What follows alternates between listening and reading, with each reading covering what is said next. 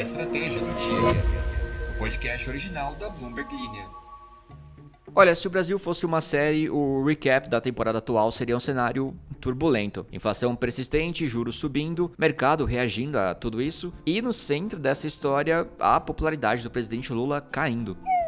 O que esses elementos têm a ver? Olha, muito mais do que parece. Com a pressão política aumentando, o governo busca soluções, mas algumas delas podem acabar jogando mais combustível no problema da inflação. Pera, como que a queda na aprovação do presidente pode impactar diretamente a sua vida financeira? A gente vai entender isso hoje. Basicamente, pro Lula melhorar sua aprovação, ele tá pressionando para mais ações sociais com gastos públicos. Isso leva os investidores a acreditar que o Banco Central vai continuar aumentando as taxas de juros. Ok, meio que eu expliquei um pouco cedo demais. Eu não queria falar tanto, mas não sai do episódio, tá? Tem mais coisa pra entender. In a world of pure imagination. De onde que é essa música? A Fantástica Fábrica de Chocolate. Foi o filme que eu mais aluguei na minha vida e mesmo assim eu tinha muito medo desse filme. E por que eu tô falando disso? Porque vamos falar sobre cacau. Você chegou a reparar que o chocolate ficou mais caro? Isso aconteceu porque o mercado estava pressionado com a oferta de cacau. Mas olha só, isso está prestes a mudar por causa de um país lá na África. Ok, sem comemorar tanto, Alan, você voltou pra academia hoje, foco. As entregas de cacau de Gana aos armazéns estão cerca de 70% adiantadas em relação à temporada passada, isso ajudadas por causa de uma colheita maior e pelos esforços para reduzir o contrabando no segundo maior produtor da amêndoa. Pois é, cacau é uma amêndoa. Então vamos entender essa história também hoje. Lembrando que, olha, eu sei que você ainda não segue a gente, então aperta aqui no nosso perfil na Bloomberg Linha e siga a gente para ficar atualizado diariamente das principais notícias de negócios do Brasil e do mundo, tá? Tô de olho. Lembrando também que temos a nossa playlist exclusiva, Trilha do Dia, com músicas que antecederam o podcast para os nossos ouvintes. Então, se você quiser acessar essa playlist, é só ir na descrição do episódio e apertar lá. Bora começar! Olha, o roteiro da política e da economia brasileira ganhou um novo capítulo tenso. Como a gente já falou no começo do episódio, a popularidade do presidente Lula caiu, e isso para os menores níveis de seus mandatos. Olha, isso pode mexer e muito com os rumos da economia. Vamos entender o porquê. O Brasil enfrenta uma situação complicada. As pesquisas de opinião mostraram que a desaprovação de Lula passou dos 60% em estados chaves como São Paulo e Minas Gerais. Esses estados sempre tiveram um peso político muito grande para o país. E o pior é que pela primeira vez, até no Nordeste, onde o PT, o Partido dos Trabalhadores, sempre teve uma base fiel, a rejeição já superou a aprovação. Isso inclui estados como a Bahia e Pernambuco, onde Lula tem raízes profundas. Ou seja, o jogo virou e o presidente precisa reagir rápido a isso. E o que ele está fazendo para recuperar esse apoio? A resposta é tentar aumentar a popularidade com medidas econômicas que no papel parecem boas para o povo. O governo anunciou doações em dinheiro para estudantes recém-formados, também teve a expansão do programa de farmácia popular e mudanças nas regras do FGTS, permitindo que trabalhadores possam sacar antecipadamente bilhões de reais. Não cada um sacar bilhões, mas no geral dá bilhões. Você entendeu? Esse tipo de ação é uma tentativa de aliviar o bolso de quem está enfrentando a alta dos preços, especialmente dos alimentos. Mas será que isso resolve o problema? Aqui entra o grande dilema dessa história. A inflação continua sendo um problema persistente, e quanto mais dinheiro o governo coloca na economia, mais os preços podem subir. Aí é onde o Banco Central entra em cena. Para controlar a inflação, o Banco Central já tem elevado os juros para 13,25% ao ano, o que é um nível alto para desencorajar o consumo e segurar a pressão nos preços. E a expectativa é de que, se essa pressão continuar, os juros podem aumentar ainda mais nos próximos meses. Agora, vamos entender a grande questão. O que o governo Lula está fazendo para melhorar sua popularidade pode estar em desacordo com a estratégia do Banco Central, que precisa controlar a inflação. Se o governo continuar injetando dinheiro na economia, o Banco Central vai ter que tomar decisões ainda mais difíceis, que é a de manter ou até aumentar os juros para conter os preços. O que isso pode significar? Crédito mais caro, mais dificuldades também para o consumidor, e no final das contas, um crescimento econômico mais fraco.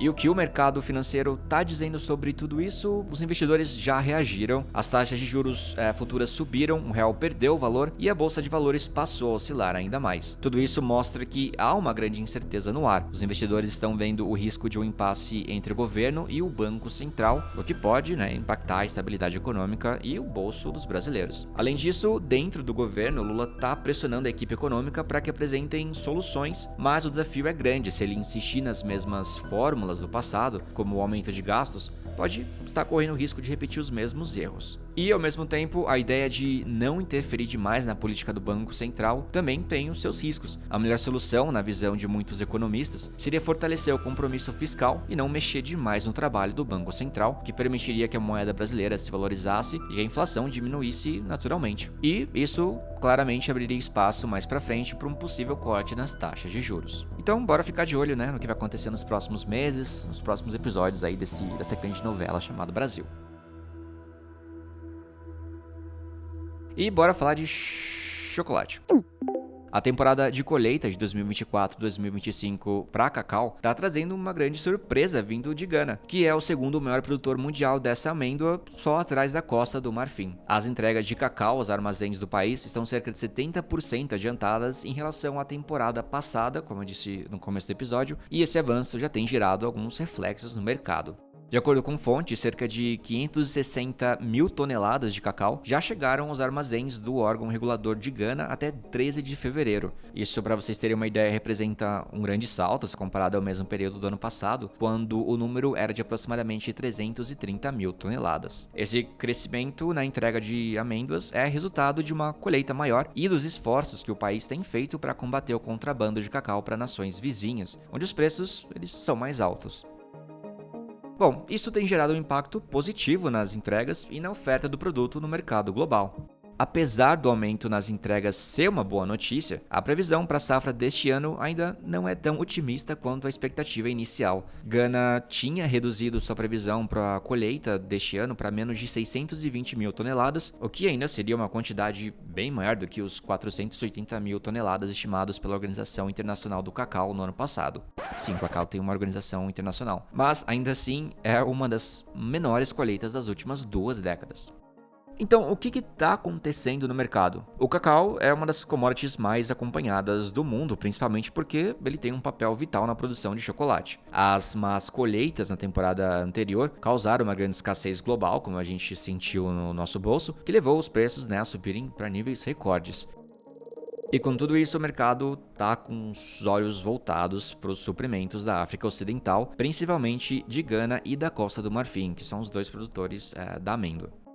Então, para tentar controlar a situação, Gana tomou algumas medidas, como aumentar os pagamentos aos agricultores. Isso foi feito principalmente para reduzir o incentivo ao contrabando, que acontecia para países vizinhos, onde os preços eram mais vantajosos para os produtores. E, ao que parece, essas ações estão dando resultados. O país está conseguindo reduzir o comércio ilícito e melhorar o rastreamento das amêndoas, que é algo que tem ajudado bastante a controlar a oferta e também a garantir que as entregas cheguem aos armazéns de forma mais organizada. Além de tudo isso, há um novo modelo de financiamento que depende mais dos exportadores, isso para ajudar a financiar a compra do cacau, o que também tem ajudado a melhorar a rastreabilidade da produção. Mas, apesar desses avanços, o mercado ainda está vivendo um momento de cautela. As vendas da safra de 2024-2025 estão começando de forma lenta, principalmente porque os preços ainda estão muito altos e os comerciantes estão mais cautelosos ao fazer compras. A alta nos preços dos grãos torna o risco maior para quem está comprando para exportação.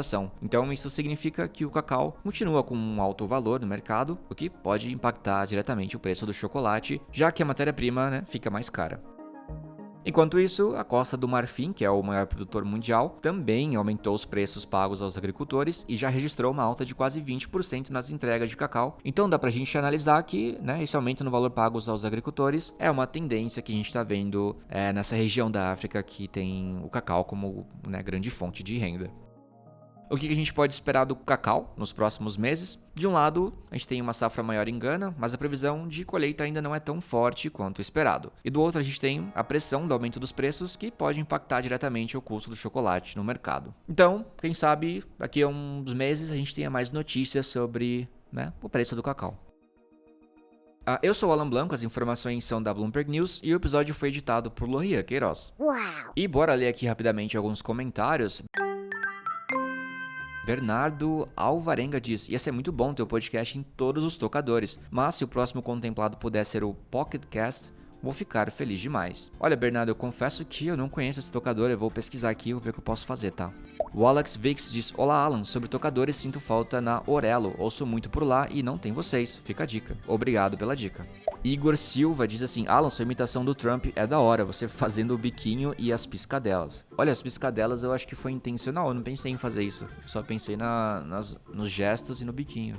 Alana Banana, grande nick, diz assim: oi primo Alan, essa é minha primeira interação por aqui, ouço os podcasts da Bloomberg Linha há bastante tempo, mas admito que conheci o seu recentemente, estou amando, obrigado por nos manter informados. A música que tocou antes do episódio foi Like This do Peck. Obrigado, Alana.